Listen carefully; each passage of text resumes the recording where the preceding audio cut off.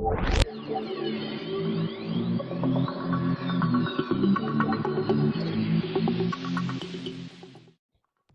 folks. Thanks for joining us this evening. We are Black Spaces. This is Todd, and I am joined by a interstellarly, galactically beautiful, I was trying to get it all together here, group of fellow commentators who are also very excited to talk about the first episode of Star Wars Andor. We're joined by Toya and by Milton. How y'all doing? Hi, how are y'all? All right. Good. Looking forward to it. Yes. Okay, so what we're going to do is this is our reaction video. We're just going to react to the first episode of the 3-episode arc that's being shown by Disney Plus. And we're going to do light spoilers at the end. Of course, we're not going to show the film. They would take us down immediately. The overlords of Disney would take us down immediately if we did. So we're just going to show little tiny clips. But then after that, we're going to go into our sort of brief commentary at the end. Okay, here we go. Okay, so we've just watched episode 1 of Star Wars Andor, and we're going to give our reaction. And I will say that we'll do light spoilers. So if you haven't seen it at all, watch it and then come back.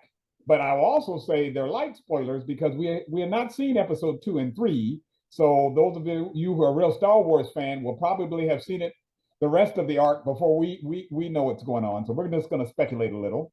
But again, I'm very happy here at Black Spaces, your home for the unique critique, to be joined by our own Toya and Milton, and I'm Todd. So here at Black Spaces, we ask those sort of 3 broad questions. And so the first question I ask, gang, is this, at least episode 1, from what you've seen thus far, good sci-fi? Do you think it's good sci-fi? And we can qualify that, what we mean by it. But is this good sci-fi in your view? I say yeah. I think it's good sci-fi because it presents other worlds, and even with the background characters, you see a diversity of creatures. While they may have the human reaction, but they also appear to be the other. You know, you feel connected to everyone that you've seen. You wonder what's their motivation. So I think, yeah, good sci-fi. Okay, thanks, Toya. Milton, what do you think? Good sci-fi? Absolutely. It's definitely meeting the Star Wars standard. That's what I really looked for, because I know we're not going to get maybe a lot of the more traditional type of characters that draw us into the Star Wars universe. But definitely good. I agree with planets. Even having the flashbacks to his home planet was nice. New creatures, exactly. A new alien race and new pets, whatever those creatures were. Yeah, definitely good graphics. Yeah, the graphics are good. Yeah, exactly. Yeah, good CGI, all that stuff. So yeah, I definitely say it's a good sci-fi.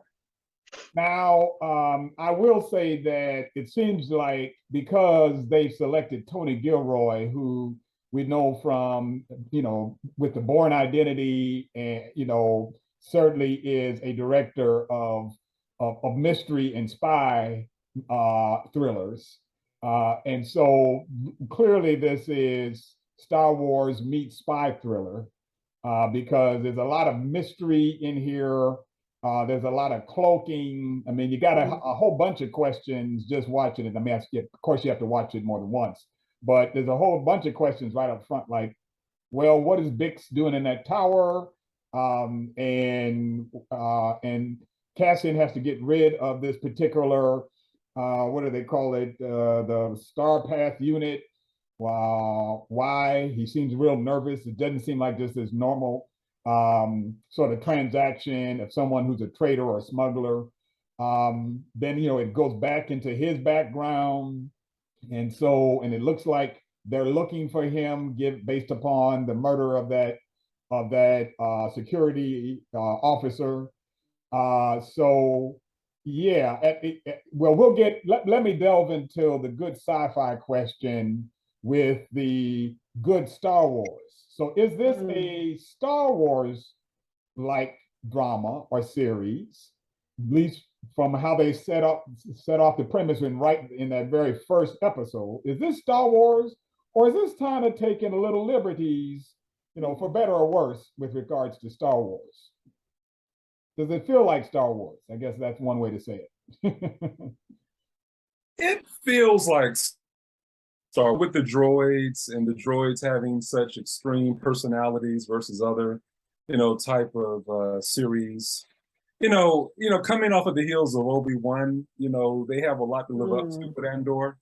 And, I was geeked and excited for Obi-Wan, looked at all the previews and all that good stuff. But this one, not as much, but you make a good point, Todd. This is going to really be character driven. And I'm glad you shared the part about the director. I didn't know that. So it makes sense now, kind of the intrigue and mystery. So you're right. This seems like, maybe Bourne Identity just in the future. Right. But they are taking liberties, but I will continue to watch. Okay. All right. It's at least hooked you in. What do you think, Toya? Good Star Wars? I agree. I think that it sets up the whole big bad where you have the blind devotion versus those scrappy people trying to do what they have to with what they have, what little bit it is. So I definitely get the whole initial vibe, even from the point of them having the meeting in the bordello, that's giving me the cantina with a less of course crowd as it was, but it's not a Star Wars unless somebody's drinking something very strange looking. I mean, that just may be like a drinking game in the making. Figure out what they're drinking. Is it motor oil or is it like the new cocktail? One never knows. Right. But I felt like it would fit really in with the canon. I think that just the character narratives that you have, you don't know what's really behind the scenes, but you feel connected. You want the scrappy underdogs to succeed. You want the big bad to get his comeuppance. Right. Yeah, it's very Star Wars in the sense that you have those key elements to any Star Wars story. You have the droid sidekick. You have the underdog who's clearly trying to fight against the big bad. And in this case, it seems like it's going to become corporate big bad as well as the empire, right? So it's going to get into sort of the seediness of the economy and the underground economy, which is also a Star Wars feature. Literally showing the underground, and whether it be on Coruscant or wherever it may be, the sort of seedy underground that is accompanying sort of the powerful individuals in the galaxy. What I do think diverges from Star Wars, but is very Rogue One, and where Rogue One took us, is that we're reminded that Star Wars is about war, right? Right. War is about violence, it's about conflict, it's about pain and suffering. Right in that first scene where Andor shoots the guard or shoots the security officer, partly because they have this long scene where it's all being said from the back of him. And so you get this sense of like something's about to happen. He's not turning around for a reason. It's because he's fearful if he turns around too quickly, almost like, hands up, don't shoot. Right. Right. If I turn around too quickly, will I get shot, by the popo? So you have that element, but I felt a certain tension and a certain way in which they, way in which they portrayed his death that was not kind of the sort of space opera version of Star Wars, right? Sort of like you get all this shooting, but there's no blood, right? Right. Well, I think the modern Star Wars, whether it be Finn and you having the stormtrooper, where the first time in a war conflict you've seen blood is the stormtroopers sort of sort of bloody fingerprints across Finn's helmet. And so there's sort of new trajectories of Star Wars story under Disney have kind of taken this turn in such a way that you're reminded that Star Wars is a war. And so Rogue One really gave you that. and I think it's a continuation of that sort of the gritty, really more painful side to what is a war, not just a Buck Rogers space opera. Right. Mm-hmm. Absolutely. Yeah, but it does have the sort of that Star Wars grittiness. The George Lucas would refer to it as as the sort of inherent obsolescence. Everything looks worn and tired and worn out. It's just which makes it sort of feel more real. All right, now let's get to our unique critique, and I have a couple of notes, and I'll begin our unique critique by saying, and by the way, folks, when we say unique critique, here at Black Spaces, we are a channel who love sci-fi and fantasy, but we think of it from the perspective of a Black LGBTQ perspective. So we bring in a critique that you won't get out there anywhere else out there on the internet. We don't think, or much thereof. So I'm going to entitle this video, folks, or subtitle it, Humans with Dark Features. I like it. Because the first time I can recall in memory in a Star Wars drama, you have a reference to the features of humans, right? And they said it twice. The security commander said it twice to stress. Now, this is a human being with dark features. Right. Plus, Cassian Andor has at the very least a Spanish or Southern European accent, right? Not Western European, not the English, British accent, but a sort of swarthier accent and a swarthiness about him, right? So to me, that's an interesting feature. What do you think in terms of that choice, and what they're kind of conveying about the differences, I think explicitly, of ethnicity in this film? Right. First episode. I think the other. Oh, go ahead. No, Toya, go ahead. I like the setting from the giddy up. The other. He is the other. He's not like us. He is not even worthy to have his height or age or anything as a characteristic, his clothing choices. No, we're going to say he is the other because of his skin tone, Right. So we're not going to give him the recognition. I mean, the human and of the darker feature. So yeah, are they supposed to be opposites? Is it that you have to put both of them in to classify him even more? Right. So, I mean, I like the fact that this is a new direction. I like the direction. I like the recognition that we're all not, God bless, and we're not all Luke Skywalker and Han Solo. Some of us are the others. The others can be heroes too. That's right. That's right. Right. Absolutely. And that really surprised me, because you're right.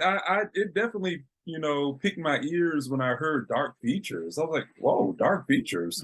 Then I had to think of Andor, and I was like, okay, yeah, I guess that is considered dark features. Even though being Black, I consider it completely different when I hear dark features, Right.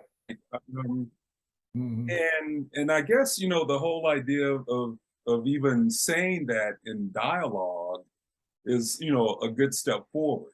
And then maybe it's also tied to the fact, a little bit of a spoiler, but, as you mentioned, when Andor does kill the two security officers for the corporation, how the chief wants to kind of just push it under the rug.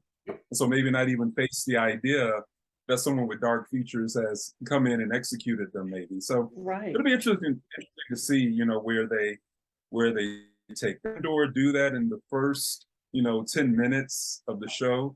You can see they're trying to show us his foundation and, I guess him rebelling against a corporation. Right. And now we'll see, as he moves forward, eventually what he does in Rogue One. Right. Rebel against the Empire itself. So, let's stretch that even a little further, because so Cassian Andor is a human of dark features connected to a people with dark features, right? And I find it interesting because this is the first time in a Star Wars film I can also recall. You disabuse me, or fans, as you're watching and you're commenting, disabuse me if I'm wrong about this. But other than the Ewoks, Right. I can't remember too many instances where Star Wars stresses the quote unquote indigenous, and I'm putting this in big quotes, the sort of notion of the indigenous folk who are quote unquote primitive, right? You know, in the sense that they are rooted in the natural as opposed to the technological, right? The untouched. The untouched, right? And so, and to me, they were, you know, their choices were very explicit. In case you didn't know, they were A, they're sitting in this village. B, some of the children, when they begin to put on face paint, I said, wait a minute, that could be the Maori people, you know, it could be, you know, folk of various indigenous cultures, and certainly Native American, right? You know, including the jewelry. And then I noticed, because I had the subtitles on, that they didn't translate what the folk were saying. So you, the audience, didn't know it was foreign to you, to us as well, right? So to me, it's kind of intriguing that now they are looking for him among a people who, by the way, the corporation doesn't do much of a census. They're not that important, right? So you do a census every 6 years because good luck. We don't know much about them, and that's a little complicated, and we don't care. It just seems like, you know. So I don't know. What do you think of that choice of the village in Canary, or portraying those folks in terms of that village that clearly was Cassian's people? I actually like that portrayal. Like you said, you're right. It's rare that we see that. You know, when you were kind of giving your information about that, it made me think back to Jar Jar Binks. Okay, all right. And his whole world. I'm sorry. And I didn't want to, you know, but I immediately thought about that, and I was like, I hated that, you know. But with this going back and showing, and I guess we'll see maybe the impact maybe the Empire had, you know, on this culture. So I think they may kind of bring that in and show, like you said, the untouched culture. Right. And then I remember seeing some previews where you see, you know, the big, you know, cruisers come in, you know, their skyline, and you know, they seem to be impacted by that. So I'm looking forward to seeing, you know, how they bring those two things together. Right. Okay. Well, what is your unique critique, Toya, in that regard about the connection to these indigenous people? I definitely picked up on it, especially when they did the face painting. And I agree, that gave me Amazon, that gave me Maasai Warrior, the whole jewelry, the whole way that they adorned themselves as they went to battle. Right. Even the weapon choice, where they were, you know, using the spears, and the fact that it seemed to be a very communal atmosphere. So I think definitely, and I like the fact that when the corporation was, you know, barking orders, and the woman was like, you know, they do things different down there. You know, I took that as sort of a backhanded respect. Right. You know, don't go down there half cocked, because that's their own universe. You know, the reason why we only go down there for every 6 years means we're lucky to get there every 6 years, because you get down there, you might not get back the same way you got there in. So mind yourself. Right. So I like the fact that we're given the opportunity to see his motivating factor. You know, the fact that we set up the scene where he's in the brothel looking for a woman, and then we see who the woman is. Okay. You know, and it sort of gives you that, you know, inspiration to stay together with what happens, to see how did it go from him leaving the village with her behind to where he is now. You know, the whole world where we come from a lush, supportive atmosphere to this literally desolate, dusty place where he's living now. So I'm like, yeah, yes, for the, you know, the cradle of where it came from, and how it nurtured him to where he is now, and that, yes, he's trying to reclaim that. So I agree. This has been a long time coming, but I'm glad we're here now. Do you think it's kind of hard to form any critique of the black characters, I should say, because there's not many characterizations in this. Now we got Mhm. Saul Guerrero coming, so so we have a very prominent figure in Forrest Whitaker coming, and in a separate sort of short video, my commentary was about how Saul Guerrero is assumed to be an extremist when really he's sort of the Malcolm X to MLK. But you can watch that video for my brief critique. I did notice, however, at least with the one of the operators who sort of had a black, but it appeared to me like Black Brit accent. Mhm. That's always been a marker in Star Wars of literally distinguishing sort of more regime-like folk or imperial-like folk. They have English accents, I mean, putting aside Alec Guinness, Tarkin, to some degree, to some degree, certainly the Emperor and Palpatine. Sometimes there is a sort of patina of the presumption about them being, because they're imperial. You'll be reminded that that's reinforced for American audiences by making them British, like the British Empire. So again, it's kind of hard to make any critique now, I think, because we haven't seen enough, but something to keep our eye on. And also whatever gender dynamics as well, other than the idea of trying to find a less complicated woman. Right. Other than that. Good luck with that. Right, good luck with that, right. So other than that, I didn't see much to say in terms of those gender dynamics yet, but we can stay tuned and see those as well. So any other thoughts, good folks? Any other thoughts or reactions? Well, one of the things I did like about the Black character they introduced in episode 1 was the natural hair. Okay. I don't know if we would have seen natural hair like that 10 years. Well, Rogue One did have Forrest Whitaker, and he did have a natural hair as well. Right. But I think that added to his character, right. More so with that uniqueness. But yeah, I love the natural hair on the brother on episode 1. So again, I don't know if that's something we would have gotten, maybe years ago. Well, I agree. Kind of broke the took us further in that regard, So I think John Boyega certainly did that.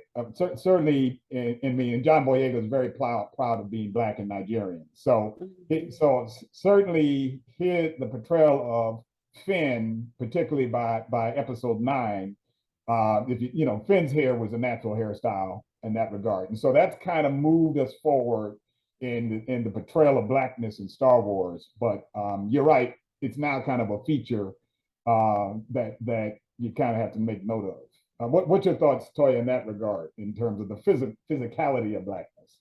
I agree. We had 2 characters of the darker hue. One was, the hustler. That's right. That had the person, you're like, just stand there, which I love the fact. He's like, what? You just told me to stand here. And then you have the guys that are working for the corporation. So I like the fact that we can be more than just the person in the corner. I like the fact that we're setting up to be major players in this tale, and going back to the gender dynamic, I like the fact that we have the women that are sort of leading the movement where, she is the mechanic who probably owns and runs the shop, right, as well as the women that's working in the Good Time House, So I like the fact that this is being very definite in showing women and minorities, Black people in varied roles. And I'm excited, if this is what you can do in episode 1, let's see what happens with the future episodes. Great. Well, I don't know if it's fair to give a rating on one episode. so maybe we can revisit our reactions once we get further into the season, or maybe at the end of the season. But yeah, it's at least whetted my appetite. I will say that what's on Star Wars like about this going back, but really it kind of references Kenobi as Milton was saying, is the pacing. This isn't Star Wars in the sense of it's bang, bang, bang, bang, bang, bang, right? It's because I remember, we all can recall sort of episode 4, and it was like George Lucas was a man on speed trying to get, we were flying through you know, I even noticed that as a kid when I watched it. Yes, that's how old I am. that like, wow, this movie is moving fast. So the pacing is a bit different in this regard, but that's because they say, well, hey, we got, I think they're going to do 24 episodes all total, like an old TV series. We're going to take our time telling you the story, so no need to rush. And like a spy mystery, you gotta have to, you know, it takes time for mystery. You can't run through it. Otherwise, people aren't it doesn't spark their curiosity enough for them to say, you know, if they miss every plot turn because you're going too quickly. Right. Absolutely, they definitely want us to invest in these characters, right? And definitely trying to do it without Star Wars antics. You're right. We had a big war scene, a big fight scene. I mean, the initial fight scene did draw me in with Andor and the two security guards. But yeah, so we'll see. But they want us to invest in these characters. Right. So, they do. Yeah, they got time to learn about them. Right. And if Star Wars is nothing else, I'll just say this as my final piece. You know, there's long been the critique that Star Wars is not about. Star Wars is not high sci-fi or hard sci-fi. It's sci-fi magic.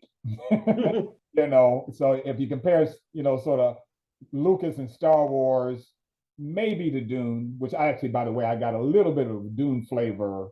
That the scene on the planet Secundus with the Sardaukar was a rainy planet. For some reason, that rain scene took me to Dune for just a minute. So for Dune fans, there's your Dune reference. But yes, Star Wars is not about the science fiction, to your points. It's about investment in the characters, and it's about the heroic narrative. But in this case, it seems like human beings are going to have sort of some difficult choices to make, right? Some seedier, or forgive me, I don't mean to put it in quite this way, but darker choices to make, you know, in that regard. So it'll be intriguing to see what happens. Okay, well, thank you so very much, Toya. Thank you so much, Milton, for giving the fans your thoughts thus far. So this has been episode 1 of Star Wars Andor, and we'll probably come back around and do another critique at some point later on. But do stay tuned to our channel and check out other videos we've made, because we do fantasy. Like, for instance, Toya just recently did a video with regards to Sandman. That was great. Milton, you got something coming up, I think, right? You're going to do a little bit of something on, was it House of the Dragon? I'm looking forward to House of the Dragon. I'm loving it. Yes. I said a little bit about Lord of the Rings. So we little snippets of stuff.